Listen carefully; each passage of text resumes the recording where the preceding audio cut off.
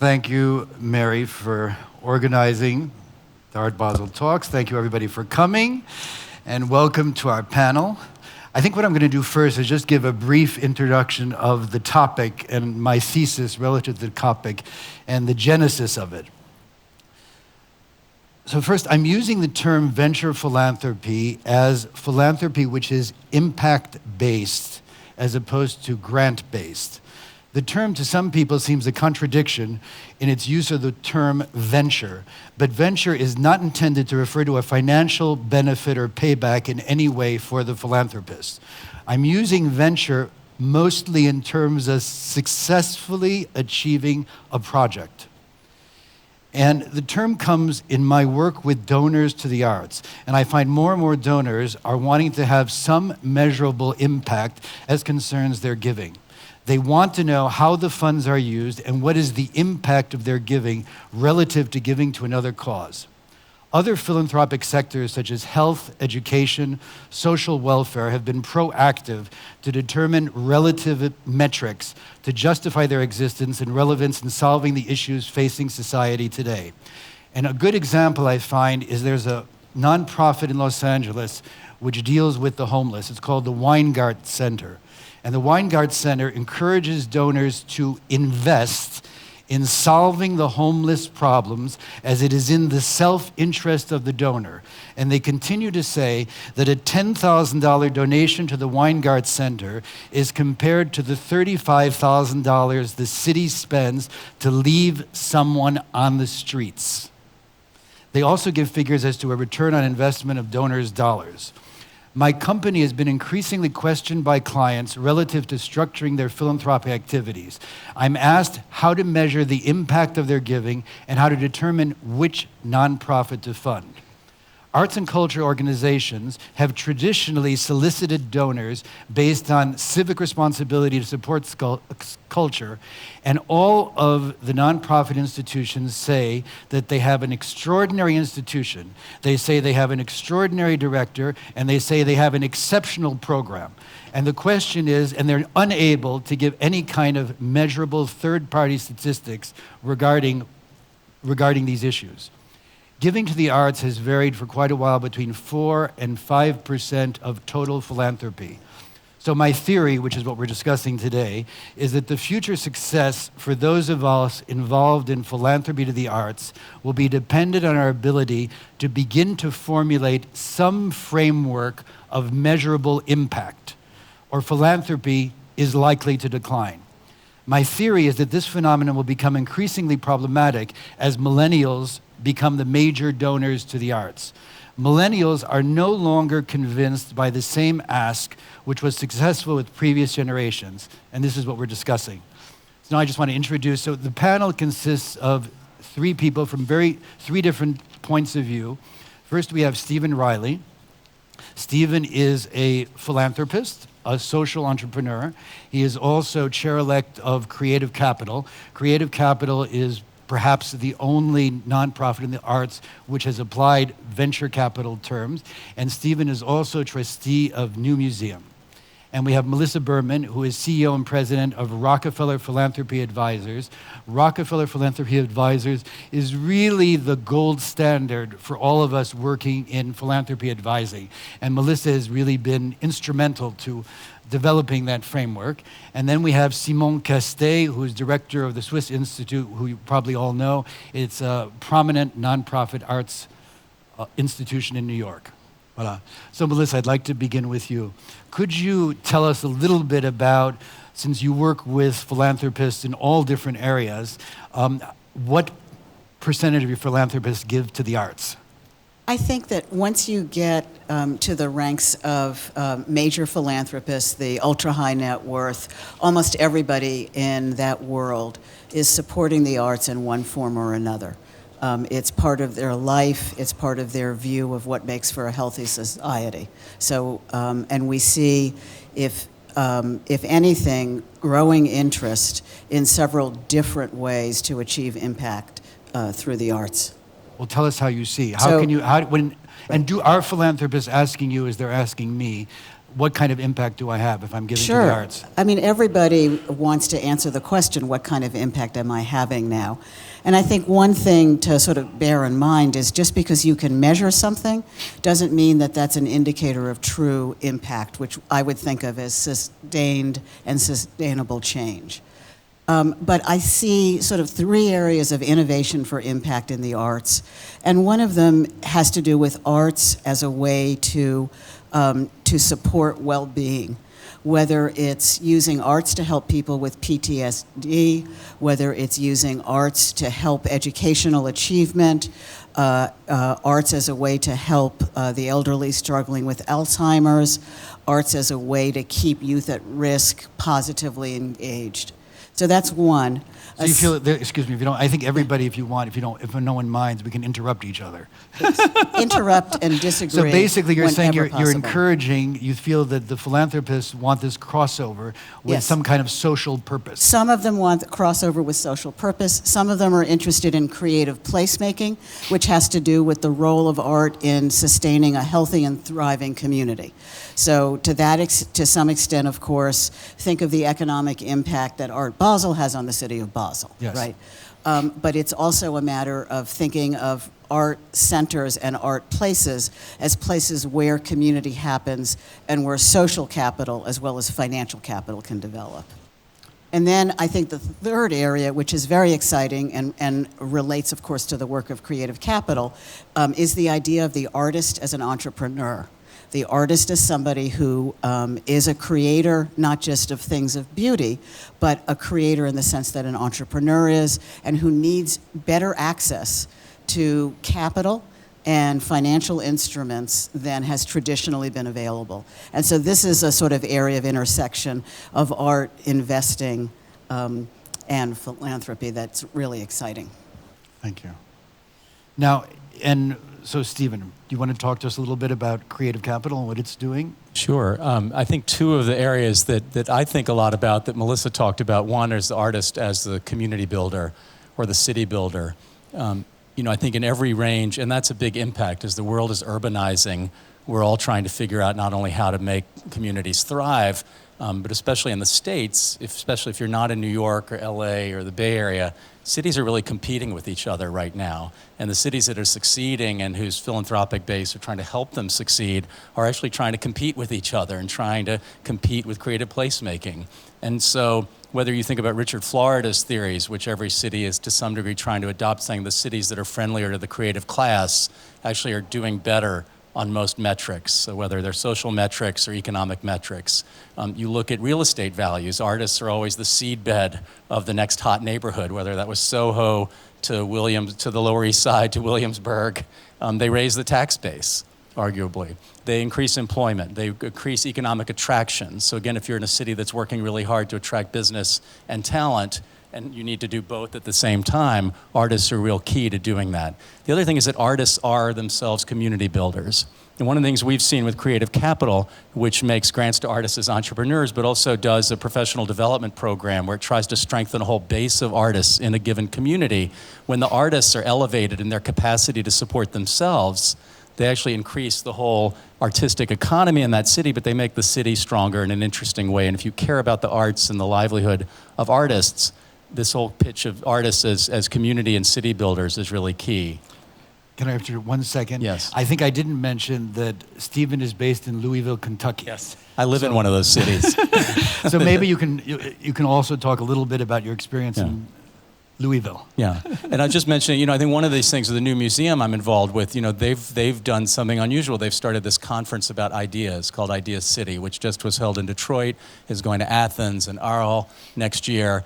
And it's really about this idea of this confluence of artists with cities, with economic development, with new practices, this hybrid space. In Louisville, we're very aware of the benefit artists bring. We have grants right now focused on artists as job builders. We have a program where artists are being embedded in companies like GE's Appliance Division or Humana to try to figure out how to actually lower diabetes rates in some of their hardest hit cities. So I think that throughout the country right now in cities, there's this greater use of artists in these ways than maybe the philanthropic community is yet recognizing. And they're really being brought up as a hope for the future. I think as this thing Melissa mentioned, as the artists as entrepreneurs, this other thing, Creative Capital, I think, was really almost the first to say, the big shift was, instead of writing a check to an artist as a suffering genius, to actually invest in them as a potential entrepreneur. And the idea being not because you were overly capitalistic, like they have to make money because we want them to be shocking and provoking and all other things too, but the ultimate goal, we all want to see artists have more sustainable careers. And so when you treat them as an entrepreneur and you surround them with support services, the thing that the venture capital industry done, and something like accelerators, which have exploded. You know, as Scott was saying, we've seen accelerators and incubators in all kinds of social practice areas, from food to financial literacy to agriculture to education and health. Very few in the arts still. Very under-leveraged area in arts philanthropy to see this world of technical assistance and capacity building being addressed to artists. But when artists are treated as entrepreneurs, they actually then beget greater benefits. And certainly we've seen now with over 17 years of funding them in this way of Creative Capital, they then develop enterprises themselves. They help train another base of artists. And we see this virtual circle. When an artist is respected and treated and supported as an entrepreneur, the city is stronger, but the whole artistic community grows stronger as well. Can you talk to us a little bit more about impact investing, a social enterprise in funding arts and artists? Yeah. You know, when you talked about venture philanthropy, the way I think of it, I think it's important that it's not really about the return generation. It's about applying business practices from other areas towards social good. And so sometimes impact investing which is so hot right now in so many sectors, and I'm sure Melissa can talk about it. I worry a little bit because I feel that there's a community. I know you want to talk about millennials. I think the 20-somethings are a little swept up with impact investing because I think to some degree, they persuaded themselves they can do good and get all their money back and get a return. And there are a few examples of that, but I think we would do better to say, when you apply a return orientation, maybe it's a healthier investment. And you won't always get the money back, but it's a kind of rigor in the approach to it and using hybrid models. The way I think of it is sometimes a for-profit's the right way to invest. I have a friend in San Francisco who's just opened a renovated space called the Minnesota Street facility because they found all the galleries were being priced out of real estate in San Francisco, and artists need studios. So they renovated this building, but they're doing it as a for-profit, really because they feel that the discipline of a for-profit real estate development will make the project more successful, not because they need it to make them money, but they actually don't want to just be viewed as an annual subsidy because these businesses should all be for-profits, the artists and the galleries. So I think impact investing is one we need to see more of in the arts. What I'm really interested is when the nonprofit acts like an entrepreneur itself, getting into these hybrid spaces. So the new museum, I think one of the most fascinating things they've done for a pretty fascinating institution was starting New Inc., which is actually the only museum-led incubator for startup companies, mostly for-profits, design firms, startups, and for artists. And they charge not an insignificant rent, because the idea it's for a certain tier of entities that need to be ready to be able to pay rent. It's not for everyone. And what they found is they've attracted sponsors, they've attracted companies that want to partner with these artists and design firms.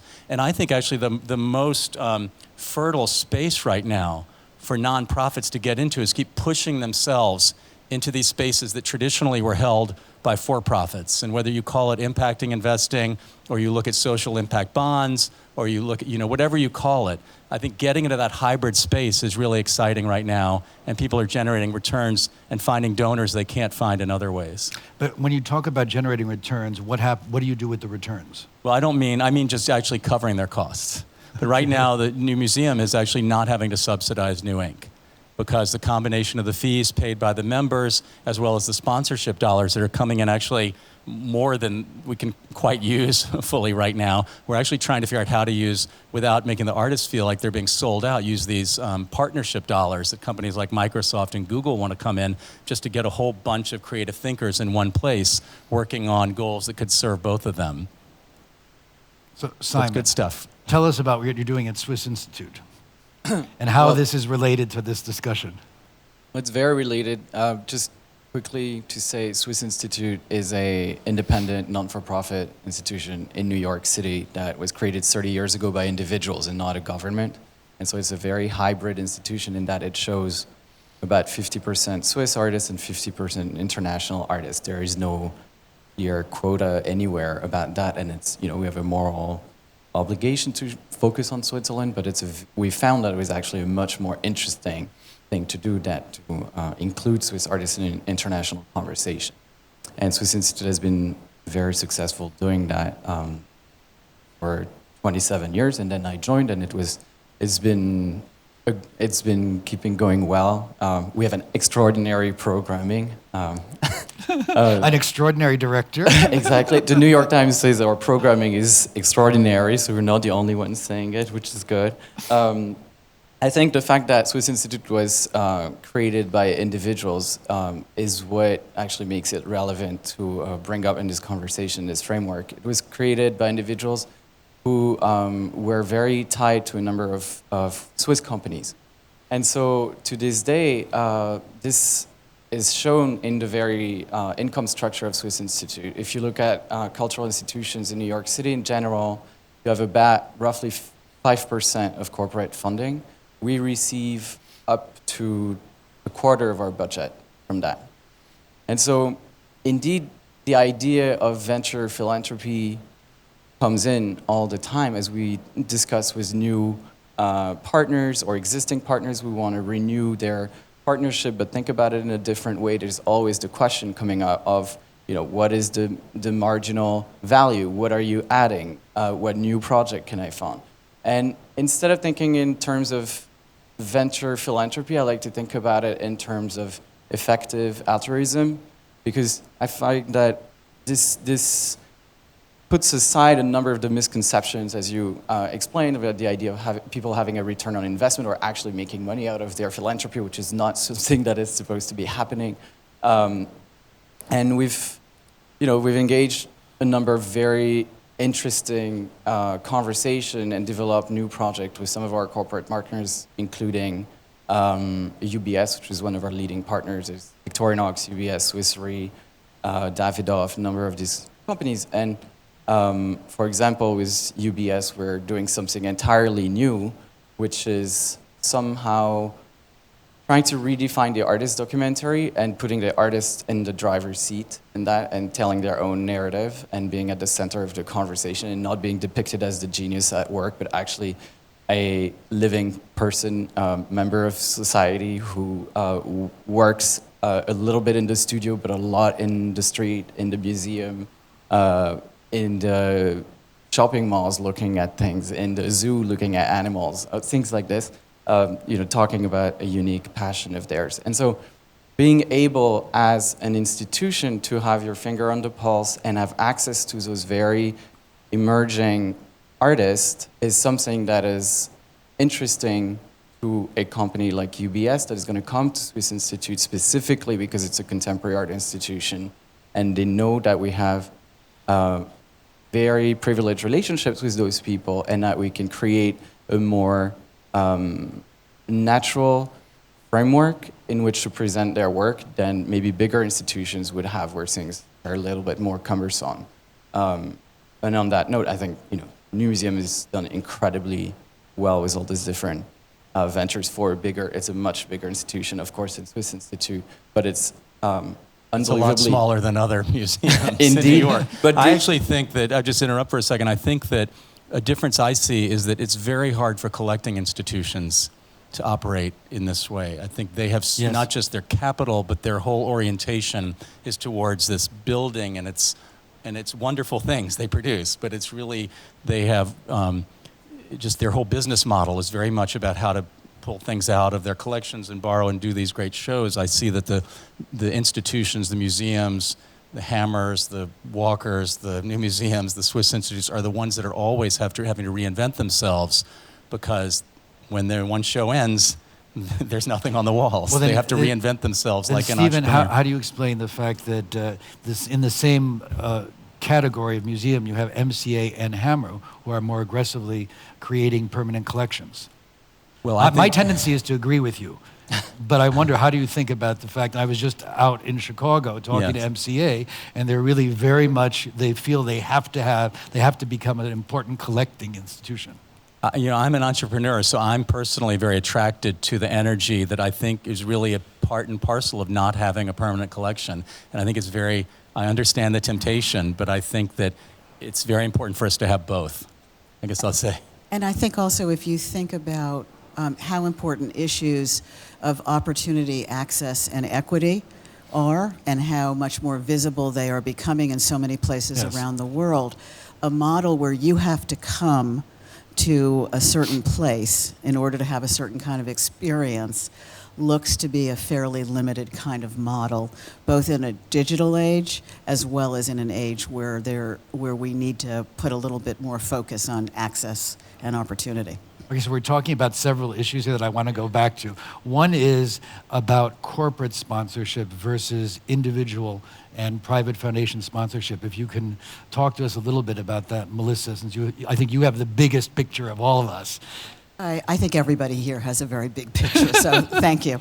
I think that, generally speaking, the experience of the Swiss Institute makes you an exceptional organization because most institutions, traditional arts institutions, are finding that corporate support for the arts is on the decline.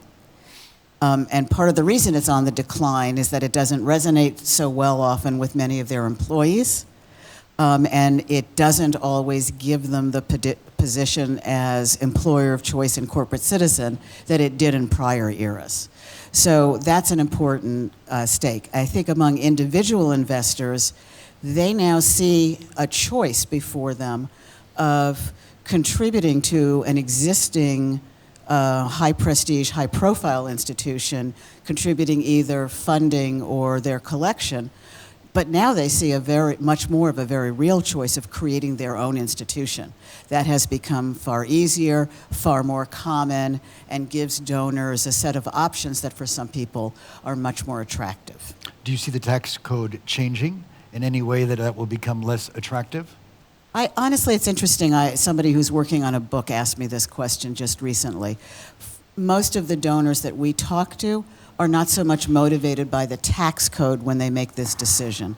They are really motivated by their sense of a vision of what they want to see in the world of art, what they want to create, and what they want to leave as their legacy. The tax code stuff somebody else worries about. Yeah, this is something that I've been thinking about a lot, and there's a lot of literature on this too, which is, one of the recent examples, today's examples, is Tate Modern's extension of £260 million was funded $170 million by private donors who are not getting a U.S. tax deduction. So the question is, how important really do you think this U.S. tax deduction is? When philanthropists are thinking about it, what do you see? So I believe that the U.S. and other places that are sort of part of that historical trend, like Canada, et cetera. The U.S. has a tax code that's favorable to philanthropy because the U.S. has a culture that believes in philanthropy and charitable giving. So our tax code reflects the values of the country rather than the other way around. And there's very interesting evidence from economists who look at and have compared tax regimes in different countries. It's not really the presence of the deduction that creates the climate for charitable giving. If anything, it's having a government that supports the nonprofit sector, because private philanthropy follows, at least initially, where the government is supporting institutions. But what surprises me when I'm working with U.S. donors, I don't know anybody who says they don't care about the tax deduction. Sure, I mean, you would be foolish not to care about the tax deduction, but, that's not the same thing as it being your primary motivator. How about you, from the viewpoint of a European person? Can you talk to us about being a European person, we're actually in a very unique position at Swiss Institute, again, for a specific reason, which is the Swissness, because we're an American institution with European roots. So we're bridging that gap between a reality of American philanthropy and a history of being rooted in a country that does not have that same tradition. And it's been a really interesting balancing act. And To just circle back quickly about what you were saying earlier, I think to me there's a worry in this idea of, pushing this idea of venture philanthropy that, necessarily there should be I'm worried about the metrics, and I'm worried about forgetting the idea of philanthropy for art's sake, because art is huge social capital, and that we should not always, only think art for a certain disease or art for this or that. And I think it's really, really crucial to me. And I I'm agree wondering with what you. metrics you propose using in this new era. Well, So- Stephen, if I may interject, Stevens has told me, I hope you don't mind saying it, that his 20-year-old son told him, why bother supporting the arts? Well, my 20-year-old worked for last summer for a Silicon Valley nonprofit that's trying to evaluate, called GiveWell, started by some Facebook founders, trying to evaluate, say, the handful of the most effective global NGOs in any given year. And he came back and said, well, basically the arts, I don't know why you would support the arts because they're not saving lives. And So I think that's why it's 5% of giving. It's fine. Yeah. But, they're also not thinking, and you can talk about this, Rockefeller has some views, you look at, is your goal the global enhancement of the maximum number of lives? Or I do think there's a big risk that we forget the value of Right. art for art's sake. We Because art forget is the never value of going art to that be- can't be appreciated for 100 years, or artists who will never make a living. But I do think that the goal of that every artist should be able to find his or her most sustainable career within their practice. Now, some might be. It may be I very think you hard would to do. rewrite art history if you go down that route. No, I don't mean some might not. I'm not, but I think But history is evolving. each artist we should help them do it the best they can. And that may not be very much. The other thing I think is, don't forget that the art that can be supported, the impact can be very transgressive. And so let's remember also there are donors who want to support artists, documentary filmmakers, because they're going to change the world in a very shocking way, not making any money. So I think there are lots of non-return oriented. I mean, at Creative Capital, we funded one of Laura Poitras's first projects going to Guantanamo Bay. Well, she ended up making Citizen4. That was the sustainable career she created. It was really kind of turning the world around. So it's very important. I think we do need to say this is not about, they don't have to be creating a business, but they deserve to be treated with respect and find whatever sources of revenue they can find. And maybe they'll be Van Gogh, and they won't. I agree. First of all, philanthropy is the voluntary use of private resources for public benefit. So, and the word voluntary is something that we, forget about sometimes. So people who want to support art for art's sake should be celebrated, and people who are willing to do that without going through any kind of fancy economic analysis, that's wonderful.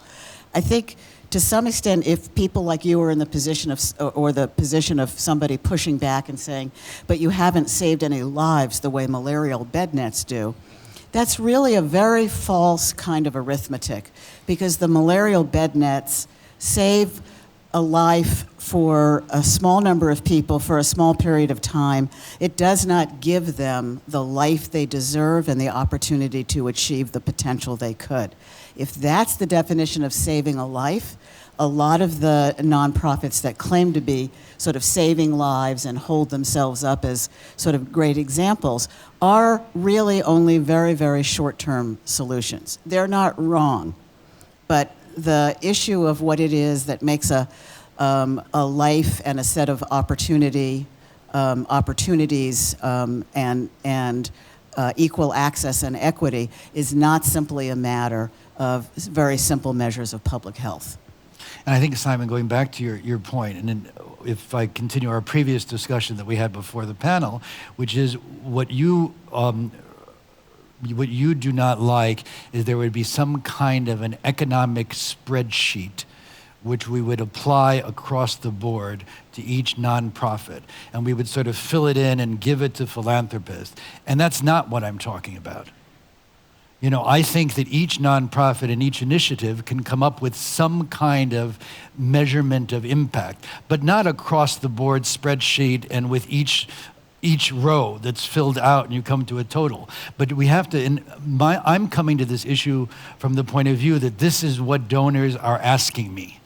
They're asking me, how do I measure the impact of the funds that I am providing? How do I decide to give to this organization in relation to another organization? And once I give, how can I evaluate that? So the first question to ask those folks is, what is your time frame? Absolutely.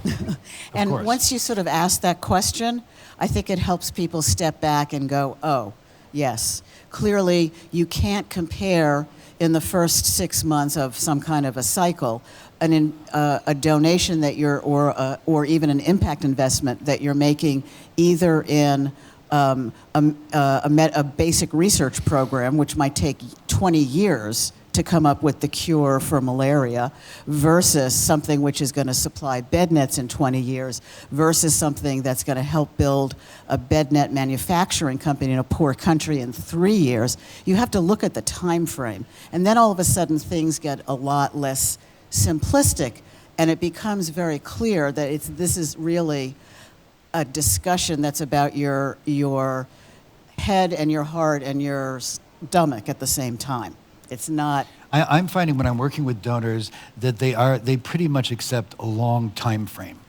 That's not, the issue is not the time frame, but they want to know, how are their funds being used? Are they being used effectively, and how can I evaluate it?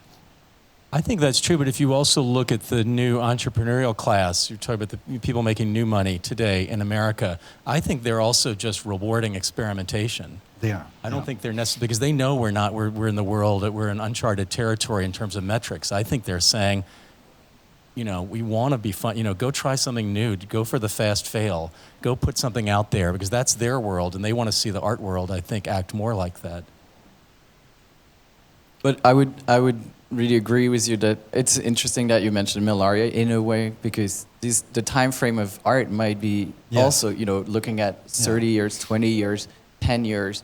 I'm thinking about in the history of Swiss Institute did the first U.S. Institutional shows for Ugo Rondinone and Urs Fischer and Jordan Wolfson. And that, when you're doing it, when you're fundraising for that 10 years back, nobody wants to give you money for an artist nobody's ever heard of. But then if we were to do it today, it would be a much easier job. And so, I think the idea of the time frame is really key.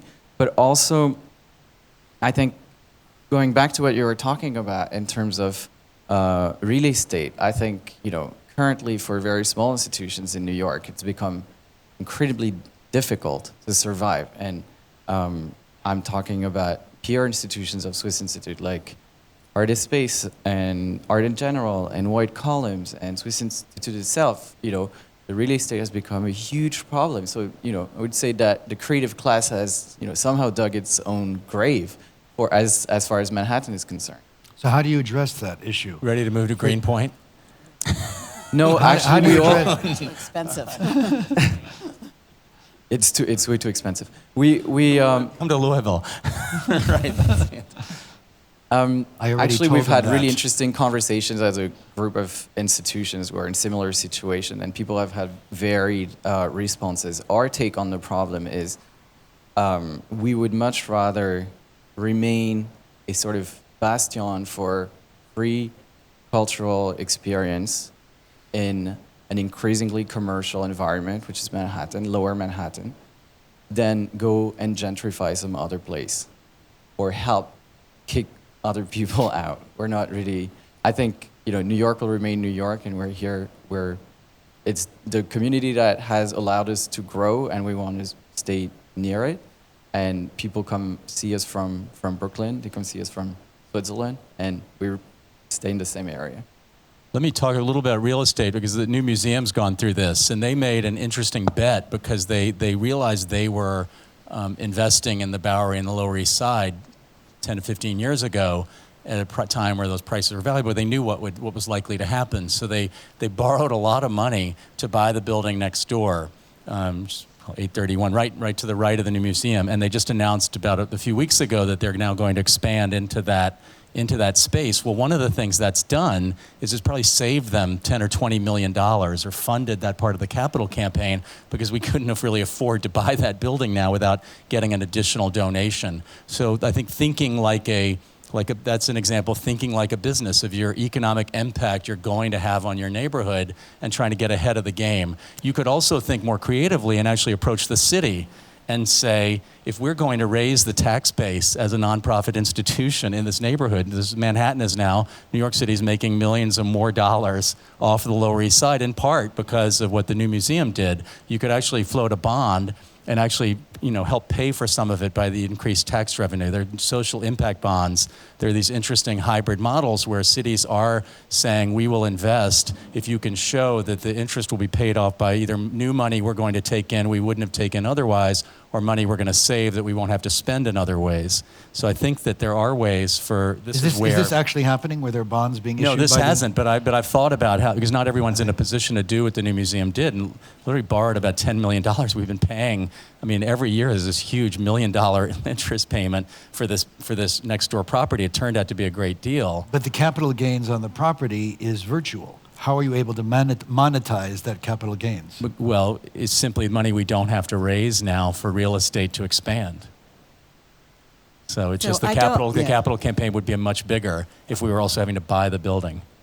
I don't know of any social impact bonds like this that have been issued, but we've been working with a philanthropist from South Korea who did a kind of neighborhood redevelopment initiative, with a bond, a private bond, a privately placed bond of around $125 million or so to have a combination of housing, workspace, studio space for entrepreneurs and artists as a way of raising sort of the value of everything in the neighborhood. And that's been pretty successful. And he's looking now at bringing that model to places like Detroit, et cetera, from this neighborhood in Seoul. And do you think that will happen? Yeah, I think that will happen, and I think we're also working with a new organization called Upstart Collab, which is partnering with Calvert, which is a very stable, well-known impact investing firm, to have some sort of artist community investment notes, and I think that's going to work. Is that something that a smaller institution like Swiss Institute could access, do you think? They could be part of a coalition along with it, so that it's not just the bonds are not just with reference to one specific art institution in this particular case, but it would be sort of a basket of organizations. And also looking at a mixed-use project, for example, would be a way to say, could you borrow money in a way that you'll have a for-profit tenant or for-profit tenants? Well, that's what MoMA is doing with their building. Right. So I think this is, again, just that the institutions that are pushing and attracting, I think, more donors and new donors are the ones that are saying, let's find these more business-like ways of operating without losing our core mission about art, without stopping our nonprofit status, but actually to access funds and new ways to leverage what we're doing more sustainably. So Melissa, I wonder if we could go back to your example of South Korea. Since we're at Art Basel, which represents the global art community, could you give us a little bit of a quick portrait of what you see as trends in philanthropy over the different zones, since you work all over the world? Sure. So I think, in brief, what we see in philanthropy around the world is that people with resources are getting involved in philanthropy, which I would define to include impact investing, much earlier in their lives and much more intensively. So they don't just want to be generous, they want to be knowledgeable about the issues, they want to be able to represent them, they want to be able to involve others. Second, I think they're willing to take much bigger bets and to work much more at the issue of systems change than was true in the past. I think the third big innovation is one we've been talking about, which is sort of a much bigger toolkit of ways to use money to make change happen. And then I think the last piece is this real interest in legacy, which includes having a deep involvement of the family, but also sort of wanting to stand for and be an agent for positive change in the world. And those four factors are creating a real sort of new golden age of philanthropy, which projects like the Giving Pledge, and the Global Philanthropist Circle and the Asia Philanthropy Network. All of those things are evidence of that around the world. So you're not. So if we look at Art Basel's territory, we look at Asia, Europe, United States, Latin America. You don't see any difference in terms of the general trends. Oh, sure, there are big differences from one region to another. Philanthropists who are in countries where a huge percentage of the population is living, at and well below the poverty line, tend to focus much more on helping people who are in that situation, and they tend to focus much of their giving more on their home country, or they're diaspora givers. They're going to give back to their country of origin if they see that country as still relatively disadvantaged. But the idea of how they give and how they want their family involved and the global networks that all of these individuals are now part of, that is a very, very significant and different change. See, I'm seeing when I work, because I have particular expertise in Europe, that the problem is we're seeing a structural decline of state support of cultural institutions in Europe. And as a result, the people historically have been very dependent on the state. And I find that they have difficulty switching their mindset to thinking of how can they resolve this issue. They just sort of insist the state should continue to give. It turns out that nobody has enough money, including the Gates Foundation and most governments. So everybody now has to learn how to fundraise better. Yes. What about, now there's an enormous amount of literature about the millennials. Can we talk a second about the millennials? We talk about, and anybody, I'm asking anybody here, there's a lot talked about the millennials and how they're accessing philanthropy, how they're looking for transparency, how they're, and you mentioned technology, we have to look forward to technology. How do you see millennials, all of you, impacting the future in terms of funding the arts? Oh, no, So I have two personal data points that I know of among millennials, but beyond that, but beyond that, what I find so interesting is how many of you remember the Ice Bucket Challenge? Yes. Yes? How many of you remember who the beneficiary of the Ice Bucket Challenge was? Go ahead. No. ALS. Yes, ALS. How many of you know what ALS is? Anyone? We have one here. Somebody here who knows what ALS is. Yes. Right. It's a relatively rare disease. Yeah. So who started the Ice Bucket Challenge, which raised $125 million in the U.S. for the ALS Association and 20-something million in China, where there was no organization working on ALS at all. I'm not making that up. Where did the money That's go? True. I've met her. That eventually some coalition of rare disease and research organizations had to create one in order to get the money deployed. But so who started the Ice Bucket Challenge? ALS?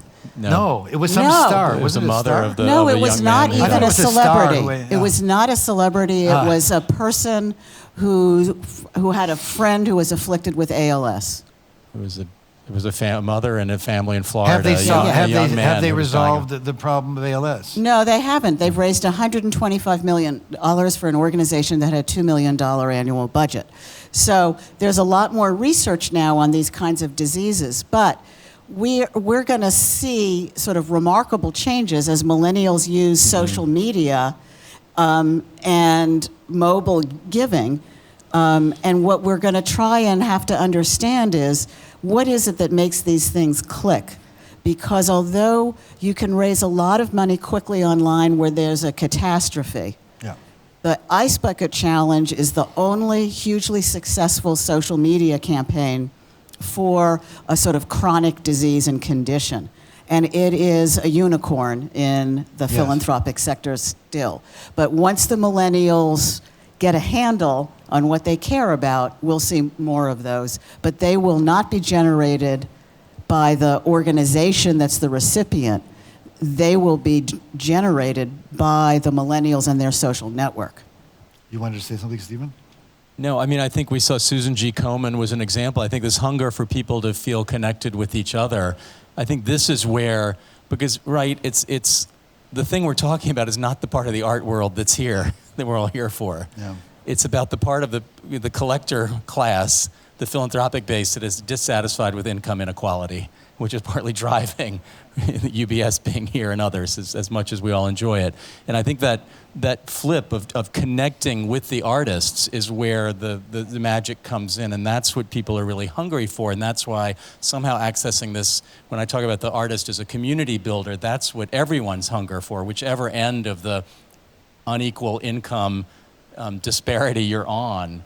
You're finding that all that money isn't giving you a sense of community, or it's what you're hungry for at either end. And somehow that's what we all want and are hungry for, especially in the States, where we're confronted with this, the problem, yes, where we have all this abundance and all this art, we're really alone. I think it rings very, very true to our experience at Swiss Institute, which is staffed entirely by millennials, myself included.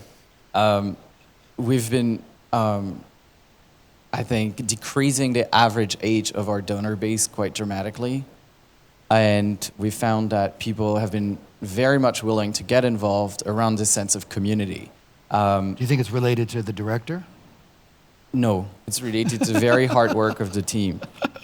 And the fact that there's great, fondness for Swiss Institute in New York City, and people recognize it's a place where very young artists can be given a chance and be given tremendous exposure. So we've created this exhibition series called One for All. The budget for this exhibition series, it lasts 1 month, and it's the first artist exhibition in a US institution. It's in one room, and we have a $10,000 budget per exhibition. That means somebody who gives us $10,000 can have a tremendous impact on a young artist's career, whereas somebody who gives $10,000 to a gigantic institution will probably have also tremendous impact, because every piece counts, but we're able to basically display the marginal value that has been created by that gift. And that's a uniquely privileged position to be in as a small institution. It's one of the few benefits of being so small. So, Stephen, how do I answer a donor who says, should I give $10,000 to Swiss Institute or to Creative Capital? Well, I think it depends on, I'll tell you afterwards. No, I think it depends on the kind of impact they want to have. I mean, you think, who's seen a picture of Ugo Rondinone's, Seven Mountains piece in Nevada on Instagram? Yeah, everybody. I mean, look, but who's been to it? I just think there's so many new ways to have impact now, and it just depends on what you care about. I think there are an abundance of ways to support artists, and I think for those of us who are here, if you're collecting, the real passion is how to figure out how do you make a better future for artists. Those are there are all kinds of problems in the world, but creating a world where artists can do this amazing thing that they do, which is why we've all flown from wherever to Switzerland, why we love this space. There is something, sometimes it's about art for art's sake, sometimes it's because they're literally making people healthier, sometimes they're changing the way we see the world, sometimes they're affecting political change. But when you create a world where those artists can have the capacity to do that, then we're all happy philanthropists. Wonderful. Whatever generation Beautiful. we're from. On that note, Mary tells me we have to stop, and you want us to take some questions? Anybody who has any questions? Here, in the front.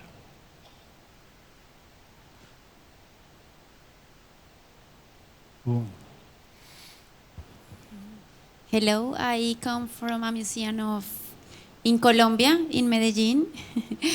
And this conversation is very, very nice, but we always go to the entrepreneurs and say that we are the best, we have the best exhibition, this is the best artist, and all those things, but they always, or mostly of the times, they say we don't have money for that. We need money for other things, like you said in this conversation. So the point is that always to create that impact, it's so difficult in a country like Colombia, where the people needs other things, and how can you explain that to the entrepreneurs? That's the big question, and that's very difficult. How to go with something special? You know how you work in a museum. You know that exhibition is important and is special, but how to say that to the other person, that's very, very difficult. But we need to answer that, but I have a question for you, because I'm interested, because I've never been to Medellin, but if you said to me, can you name a city that has used art to completely reinvent itself in the eyes of the world, I would name Medellin. So it may not have been done with much money, but to me, it's this model of how it went from this, viewed as the world's murder zone, no one would go near, to being a place that completely rethought itself. So if that didn't happen with much money, I mean, that's where I think this example in Silicon Valley, they say, how many employees did Instagram have when it was sold for $1 billion? 13. So the world is not all about an abundance of resources. Now, I say that feeling for people who are struggling to make an institution break even. But I just think we always need to think there are new ways to make it work that aren't all about resources. Well, actually, Medellin, as you said, I mean, it's really interesting because it has just opened this new, gigantic, incredible museum. That's my museum, Museum of Modern Art of Medellin. Congratulations. You went there, I know it. But you guys got a lot of funding from local entrepreneurs who value the fact that culture is going to be presented so centrally in Medellin, and that it's now going to be a cultural destination. I don't think it feels that way to her. Right? Sorry, I didn't understand. Did you actually tell us a little bit more, because it's so interesting? I think to us, did you raise a lot of money? Yes, we have a museum that has 36 years old now, but last year we inaugurated a new part of the museum. That's what the place you knew last year, and we are searching for new opportunities and for new things to do, because now our city, Medellin, maybe everybody knows about the murders and the problems, social problems, but now everything is changing. Unfortunately, it's changing now, and we can think in other things too. We can think in art.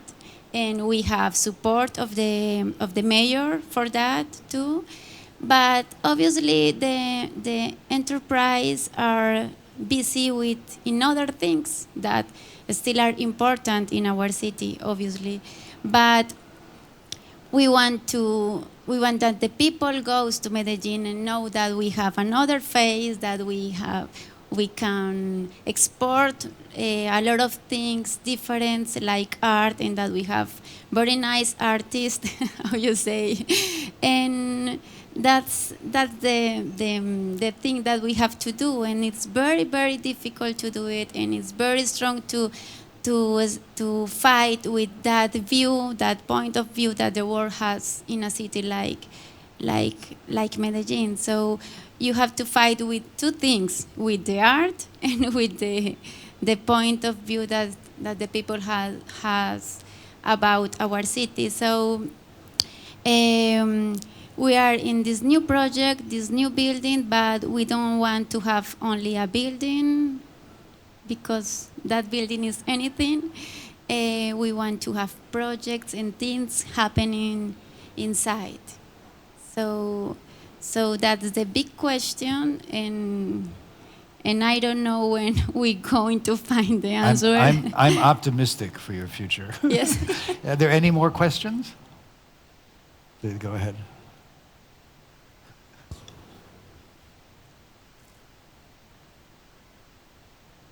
Hi. I'm just curious, when we talk about crowdfunding and raising awareness and getting bodies into museums, and you brought up Seven Magic Mountains, and nobody but I think me in this audience actually went, but everybody feels they've seen it and done it. How do we create relevance in an age of new media where everything is sort of social media? We don't have sort of the same art criticism we used to, or people my mother's age, their votes don't count because she's not on Instagram. I'm a little bit worried about what we think is good and not, and how we can bring people in without it being a selfie drive-by. And that it worries me a lot. And I was involved with the Rain Room project, and that has calmed down a bit. It just got extended again in LA, but it's again, people come in, they're barely looking at the work, they're taking selfies and leaving, and it's great that we've brought in so many people to the museum who never visit museums otherwise, but people refer to those artists as entertainment instead of artists sometimes, and it's I don't know, I wonder what, since you're in fundraising, how you think about ways to package art that don't involve this kind of celebrity thing.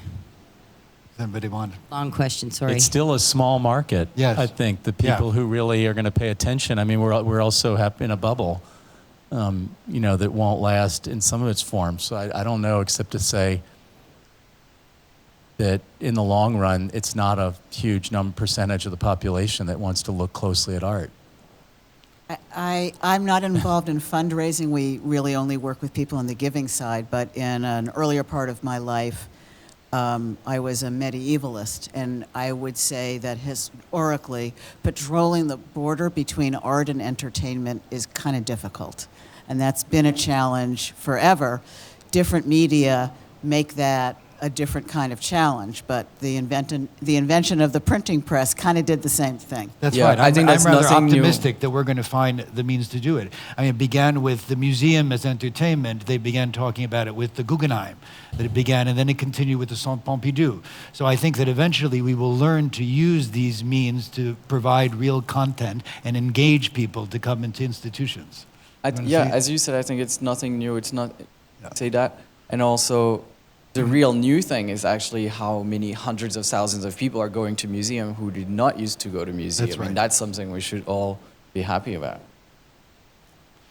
Anybody else? In the back, go ahead.